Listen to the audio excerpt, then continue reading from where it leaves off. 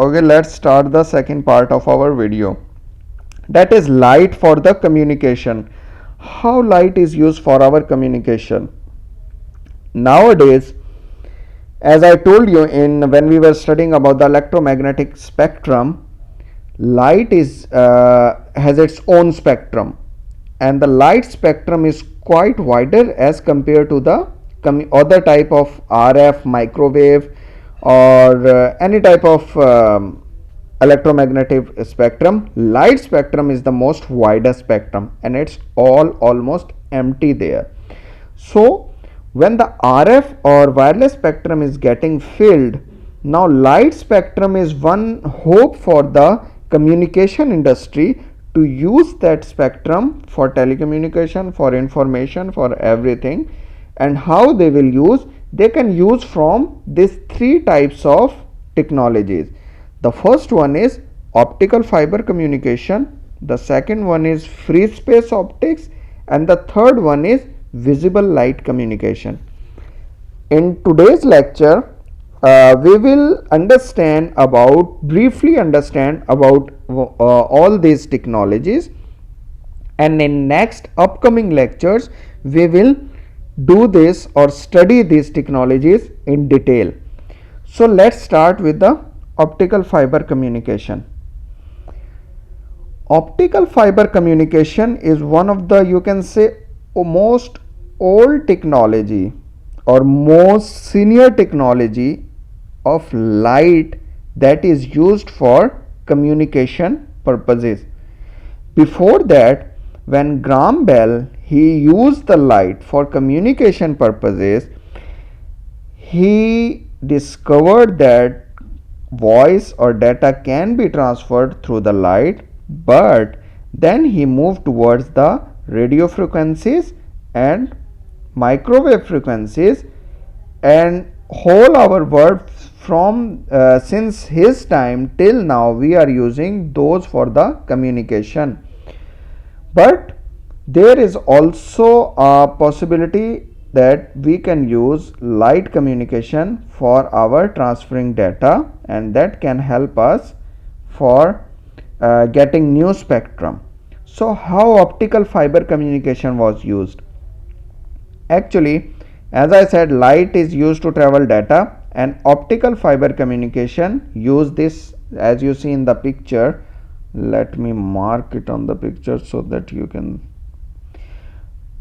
Optical fiber communication, whenever used for the communication, there will be a three part of the system. The first part is transmitter that help you to transmit the data. The second one is medium, that medium is the fiber, that is optical fiber. And the third part or the third system is receiver that receive the information. So what is done in the transmitter? Actually, in the transmitter we have this analog information, that is our telephone, that is landline, and the second one is the digital communication, that is like from our computers, laptops, all these things. So first of all, the first thing or the first module in the transmitter is the coder or the converter. Why we use the coder and converter? Because we have to convert the information into digital pulses or digital form. So the analog information is convert from a coder converter into a digital converter, that is 0110 form. But the digital communication will bypass this coder or converter, and it will directly go into the digital pulse generator or digital pulse transmitter. Once this information is converted into digital pulse, then it is almost ready to transmit. But before transmitting, because we don't have to transmit the digital one, because we have optical fiber there, and optical fiber can only transmit in the form of light. So we will provide the light source transmission circuit. There will be a converter inside it that will convert the digital pulse or digital data into light, and that light will be transmitted in our optical fiber. Once this optical fiber is reached to our receiver, there is a photocellular light detector. What is this light detector? This type of light detectors are also used in your mobile phones. Whenever you are using your mobile phone inside the room and suddenly if you go out in the open environment, especially where there is a sunlight, then you will see that suddenly the light of your screen of your laptop or mobile will become light or dim, and whenever you will come by it will again become bright. That is because there are also photo sensors there on the mobile phone, on the top of the mobile phone. Whenever you are listening a call and something come in front of the front camera or near that, your display no display there or it vanishes because of there are photocells or light detectors there. So such type of light detectors are in the optical fiber receiver that will receive the light, and there will be amplifier. Why we use amplifier? Because whenever light is traveling or data is traveling, the energy become low. So to boost them or give them little energy, so we use amplifier. After this amplifier circuit, then again the information from the light is converted into a digital form, and from the digital form, if the information is going to the laptops or our computer, then it will directly go there. Otherwise, if it's a telephone call, then it will go to the decoder. What decoder will do? Decoder will transfer or convert our digital data into analog again, and we will receive the call. So this is how we use optical fiber or a light for communication, and this type of communication has many advantages, and one of the advantages is that it's very difficult to hack such type of communication, and because optical fiber cannot be break from the middle, and you can, like if you want to put a wire here, any connection, and use the information here, no, we cannot do this, because for decoding and other things we need a special type of receiver, and if we will add some type of receiver here, that receiver will not decode or encode the information. Why? Because here in the transmitter, this decoder and this light transmitter, they will decode in a special coding, and that coding can only be decode from the receiver side, not from any other receiver. That's why light communication is considered as the most safe communication and fast communication, and in our upcoming communication technologies in 6G 7G, light will be there instead of wireless communication. So this was the first. More detail we will study one by one in our upcoming lectures. Now we talk about the second type of, that is free space optics. Free space optics communication is almost same as fiber communication, optical fiber communication, but optical fiber communication is the competitor to the wired communication.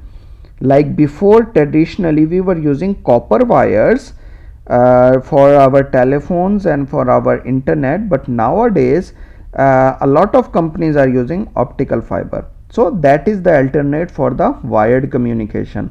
Now when we talk about the free space optics, then we are talking about the wireless communication, and free space optics can be used as the alternate for the wireless communication.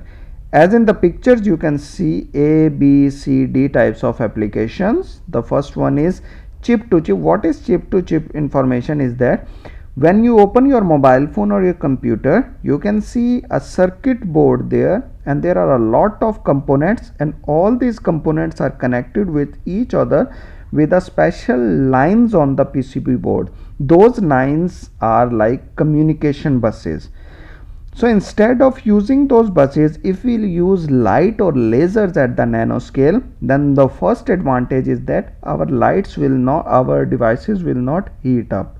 Because nowadays if we use our computers without the heat sink or the fans, they will get heated because of those communication buses and devices. So if we use light, heating problem will straightforward go away. In the B part, that is using light for internet, this we will also study. The third one is using light for communication network. All the lights are or the lights transmitters or receivers are installed on the top of the roof, and they can be used for transmitter and receiver. The D part is used for the wireless communication from satellite to the earth, earth to satellite, and from satellite to satellite communication. Now how this, as we study the transmitter and receiver module, we also study the free space optics transmitter or receiver. So this is the transmitter part,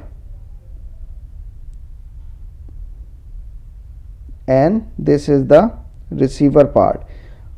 Optical fiber and free space optics, the main modules are the same, only the difference is that the laser is transferred in an open environment, and in optical fiber the light is transferred inside a closed cable. Otherwise you can see that there is a PRBS. What is PRBS is like, in detail we will study when we will cover the free space optic, but in short I can tell it's like creating the digital pulse. You can say that digital data is created here. PRBS we use when we generate the artificial data for the experimental purposes. It is then converted into the pulse, same modulator, and because we are converting artificial data, so lasers are also there. So this light is then traveled through the space, and on the receiver side this light is detected by a photodetector, and again it will be decoded. And you will see such type of applications in our commercial. There are many uses, but still now this type of application is not too much popular. There are many reasons for that. Few reasons are that it is not weather friendly, weather can affect the laser, and second part is that we are not in a position to have a big change like that, because we need to change all type of communication equipment. But in the coming future this can be used inside the electronic devices or in the device to device communication. Now we move towards the last part of our this visible light communication. So visible light communication is the most latest type of communication method while using the light. And what is visible light communication? In the light electromagnetic spectrum, the widest spectrum is visible light communication spectrum. So we use that visible light for our indoor communication mostly. Indoor communication mostly nowadays they are using, but outdoor it's a bit problem. At night we can use, but at daytime we cannot use this light for communication outside because sunlight can interfere with them. But inside we can use this light, visible light, for high speed internets, for surgeries, for device to device communication, for image processing, for localization, for intra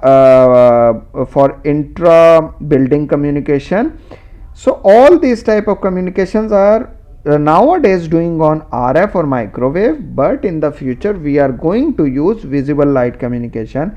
And on the left side these are the transmitter and receiver of this. This is the transmitter, and these transmitters have same light emitting diode and everything, and it will emit the light, and on the receiver side it will then light will be converted into digital data and we will use. All these we will study when we will do the visible light communication lecture. But here I am telling you that this is the latest technology where we use light for the communication. So in today's lecture we started our new topic, that is optics, and we study about what is optical science. what are the three branches of the optical science, and what is light, sources of light, properties of light, and how the light is used for communication. And we read the basics or the brief introductions of all three types of communication: optical fiber communication, free space optics, and the visible light communication. In the upcoming lectures from the next week, first we will cover all these three types of communication. Like in the next lecture we will study about the optical physics, then we will study about the free space optics, and then visible light communication.